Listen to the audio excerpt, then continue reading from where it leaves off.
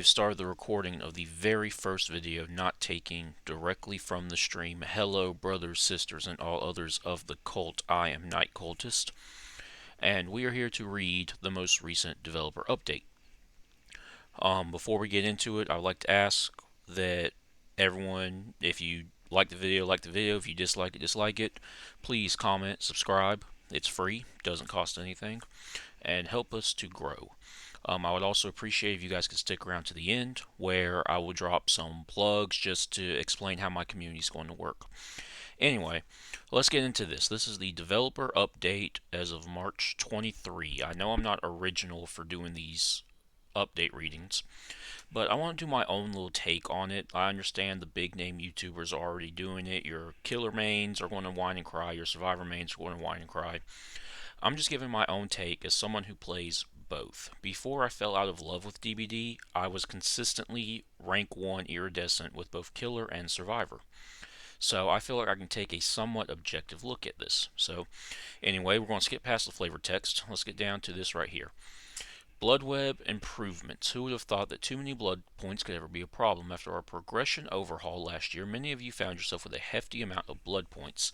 So many, in fact, that finding time to spend them for your next match could be difficult. Okay, so we get the gist of that. The first new addition is very simple. Select any node and the game will automatically buy anything needed along the way.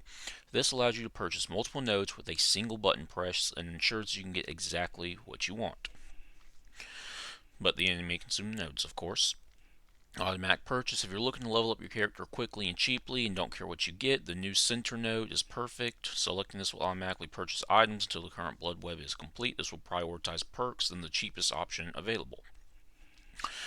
Okay, this can be used on partially completed webs, allow you to grab anything, familiarize. Alright, so my thoughts on this are it's great for people who want to speed up things, who want to get points faster.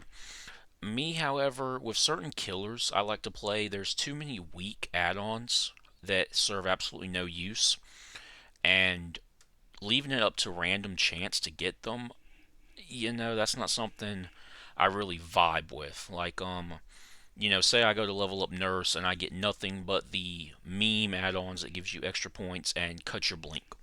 Like, that's completely worthless. I don't want to waste my points. I would rather do it manually. That's just me. Me, personally. Overall, for the player base, this is great. Let's see, everyone watch the blood points fly from your pockets at an alarming rate. The new default interaction only requires you to press a node instead of having to hold it. Okay, that is nice. I was tired of pushing down on my A button for buying stuff, so that's nice. Visual terror radius. So they're bringing in the heartbeat from the mobile game, and this is to help hearing impaired or deaf players.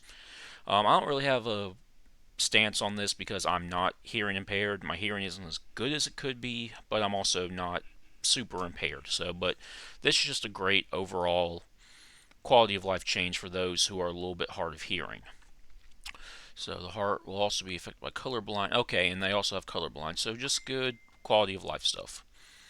Okay, map updates. Blood Lodge can be a bit of a mixed bag depending on how the map generates. There can be plenty of safe pallets near the center or very few, creating either a very safe or a dead zone. Area also has very few line of sight blockers, which can make it difficult for stealthy killers to sneak up. Yeah, no kidding. Around the edge of the map, on the other hand, features maze tiles. Clever survivors can combine these tiles to create stronger loops. Yep. I cannot tell you how many times bad map design has screwed me out of a 3 or a 4K. We are making significant changes to this map. The Blood Lodge itself will now appear closer to the center, breaking up line of sight and separating these safer loops. The maze tiles have been separated from one another, making it more difficult to combine them together. Okay, so that's something we won't really know until we see. Gas Heaven. Gas Heaven features unique car piles which stretch several tiles long. These special tiles can get in the way of gameplay, however, making it difficult to traverse the map. Chasing a survivor around these walls of cars can also waste a lot of time if they start the chase with a significant lead. Going forward, these car piles will be broken up into smaller single-tile chunks. These car piles will also feature potential spawn locations for pallets, helping reduce the potential for dead zones to appear. So again, something we're not really going to know until we actually get it in the game and play it, but that's for the PTB. And just like the last one, they're moving the main building, the gas station, closer to the center. Alright, so some of these changes will spill over. Okay, healing. There is no better way to avoid being put on the hook than healing your injuries. If the killer's relentless, da da da da da da da da. You guys aren't here for me to read every single word. That would be boring. Let's get to the good stuff. First, healing will now take 24 seconds by default, previously 16. This will make each hit more impactful, ensuring survivors need to spend longer to heal their wounds. Second, we have rebalanced medkits across the board. All medkits will now have 24 charges by default, allowing one heal before they are depleted. The different rarities of medkits are as follows. So the brown medkit, increase speed by 20 was 25. First aid, yellow, increases healing by 25 was 35. No longer green, no longer increases speed at which you heal yourself. Sorry, forgive my words, I can't talk. Ranger Medkit, the purple one, increases healing by 35 was 50. Skill check success zones by 10. And increases great skill check zones by 10%. Okay. Bringing those which perform in line, the rest, add on. Okay, so essentially they've nerfed healing.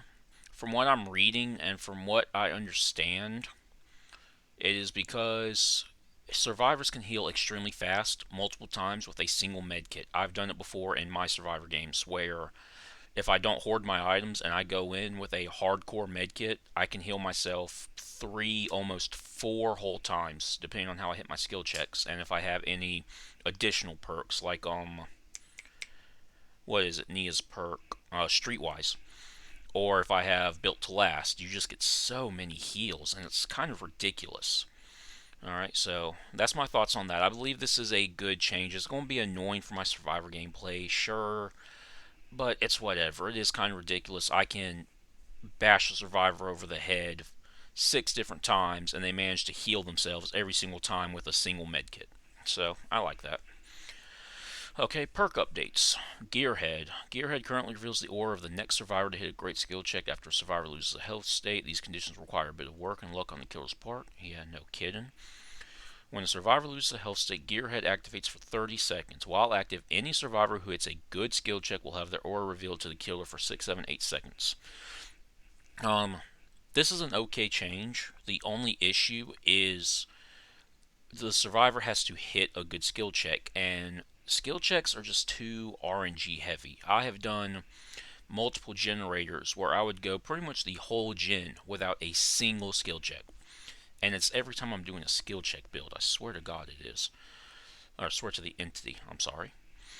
Overzealous grants a repair speed bonus when cleansing a totem and a larger bonus when cleansing a hex. The skirmishes caused between boon. Moving forward, Overzealous will also activate when blessing a totem in addition to cleansing. We've also slightly increased the bonus to 8, 9, 10. Okay, Overzealous got a little bit of a buff. It's not a perk I mind because you have to go out of your way to find a totem, and then the second you get hit, your speed boost is gone, so no big deal.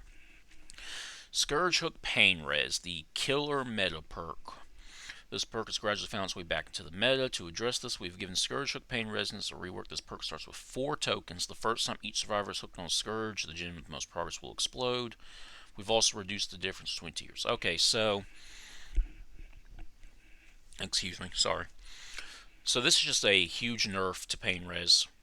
I can't honestly say I'm surprised. The killer side of me, I get it, but at the same time it annoys me because killer meta will stay meta for 3, 4, 5 months and then it'll get nixed, and killers have to figure out a whole brand new thing, whereas survivors were untouched for so long. I mean so long.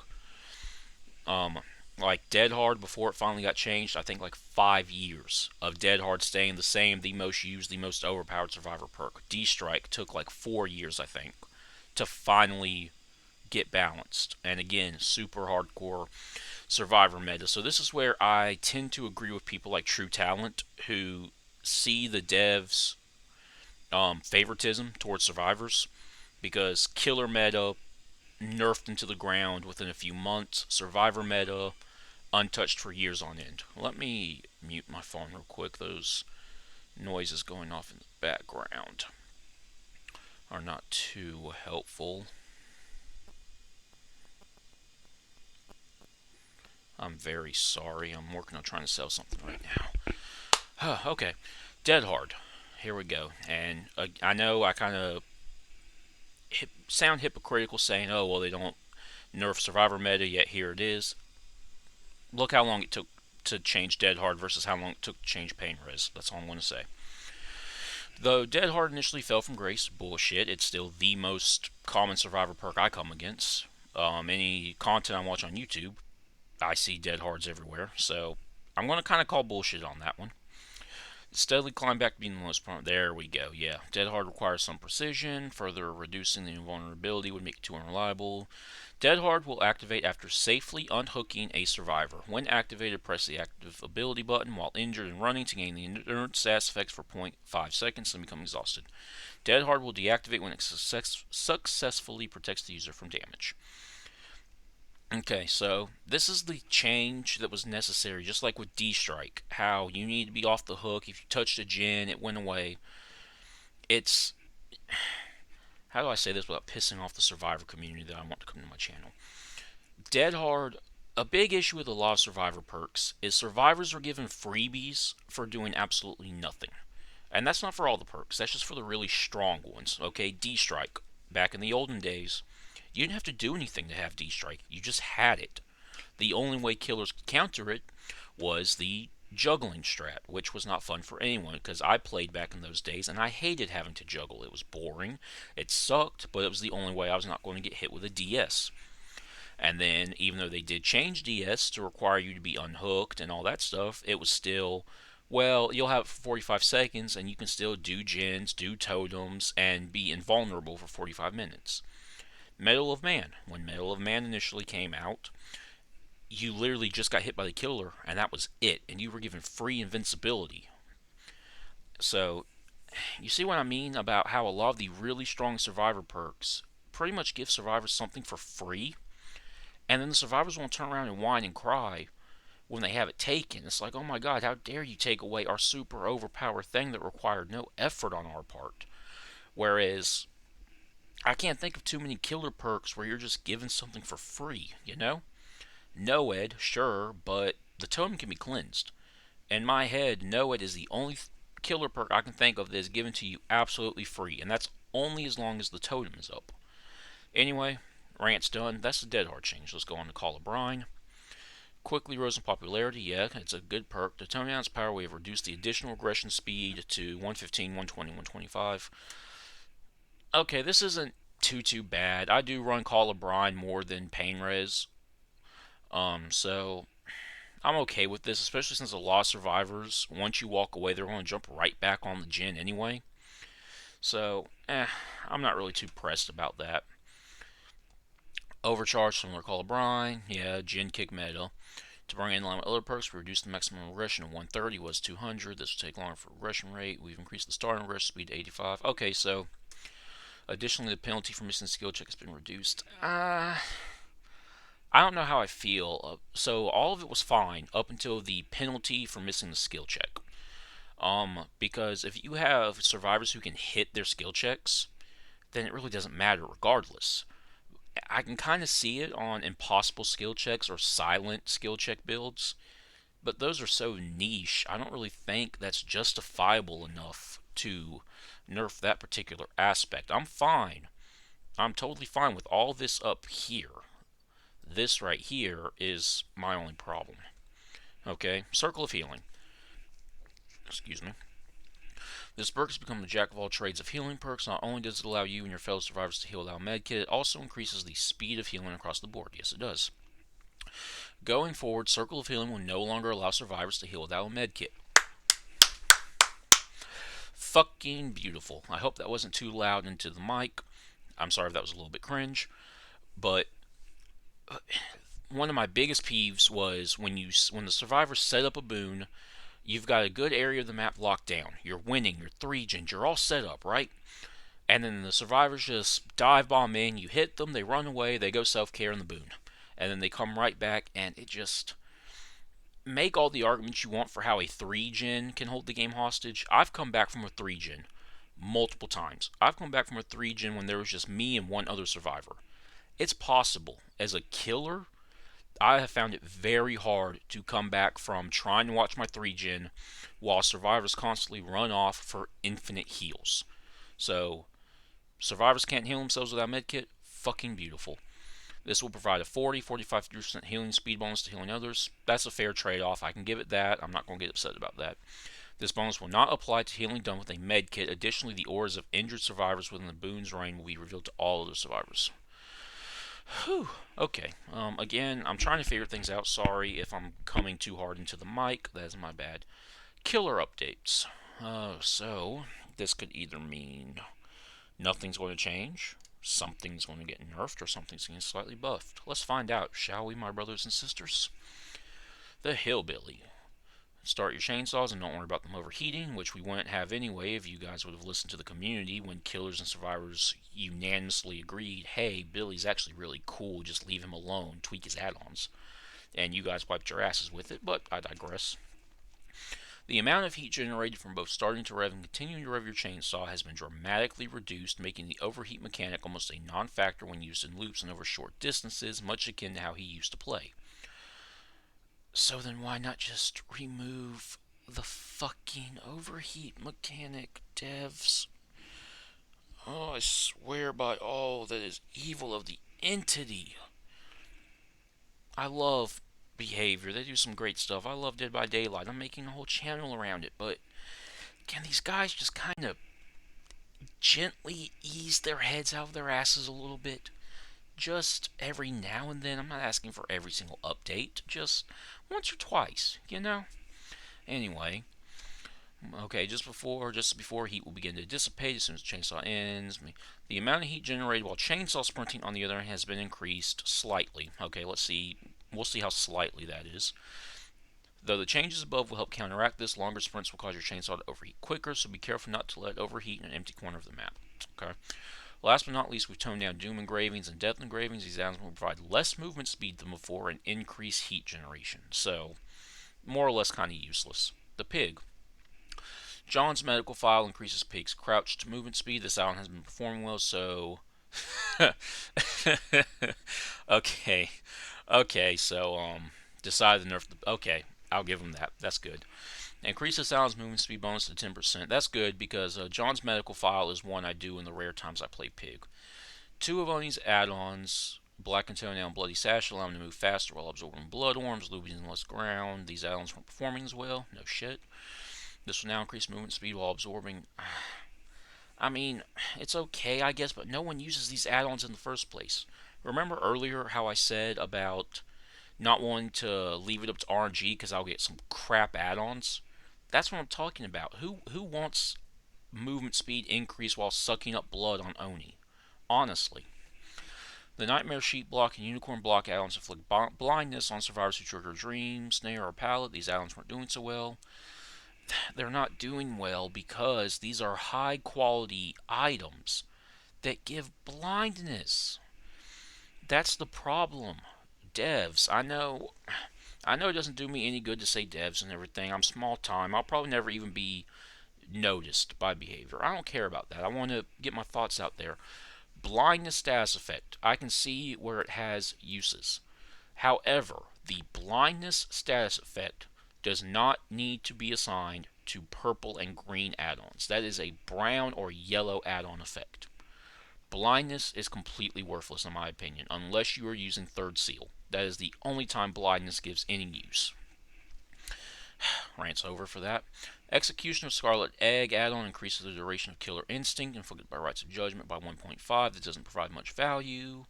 Since Killer Instinct only updates periodically, to make it more meaningful, we are increasing this bonus to 3 seconds. Okay, again, another add-on that's almost never used, so screw it. The Redhead's Pinky Finger add-on can be incredibly powerful. Oh shit, is this going to be an iridescent nerf? Allowing the clown to instantly down a survivor after hitting them with a bottle. We've previously toned this add-on down by reducing the maximum number of bottles the clown can hold, but it seems like this was downside was not enough. Going forward, this add-on will reduce the maximum held bottles by 3. So you'll have to run the purple extra bottle add-on, which I think is like a gin bottle, if I remember, in order to counteract this. Fine, I guess. I've never really used the pinky finger on clown. I prefer the middle finger.